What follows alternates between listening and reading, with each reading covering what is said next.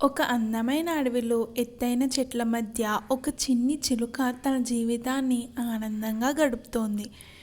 అది చెట్ల కొమ్మల మీద ఊగుతూ స్వేచ్ఛగా విహరిస్తూ ఉంటుంది.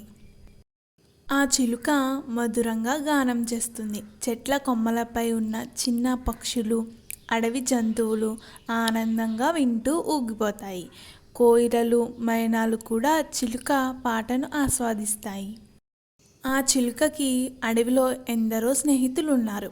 తేనెటీగలు, కుందేలు, జింకలు అందరూ కలిసి సరదాగా గడుపుతూ ఉంటాయి.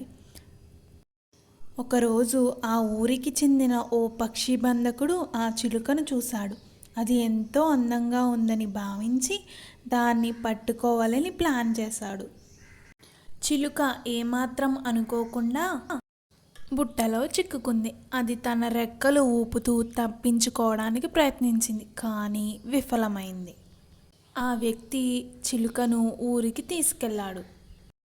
అక్కడ చిన్న పిల్లలు, పెద్దలు ఆసక్తిగా చిలుకను చూశారు. కానీ ఆ చిలుకకు ఈ బంధించిన జీవితం అస్సలు నచ్చలేదు. ఒక చిన్నారి రాజు అనే పిల్లవాడికి చిలుకను చూసి బాధపడ్డాడు. ఈ పక్షి అడవిలో స్వేచ్ఛగా విహరించాలి అని తన మనసులో అనుకున్నాడు.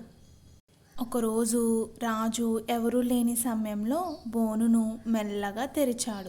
చిలుక ఒక్కసారిగా రెక్కలు ఊపుతూ బయటికి ఎగిరిపోయింది. చిలుక తిరిగి తన అడవికి చేరుకుంది. మళ్ళీ చెట్ల కొమ్మలపై నృత్యం చేస్తూ ఆనందంగా పాటలు పాడింది. స్వేచ్ఛ అనేది అందరికీ అవసరం. బంధనంలో ఉన్న జీవి ఎప్పుడూ సంతోషంగా ఉండదు.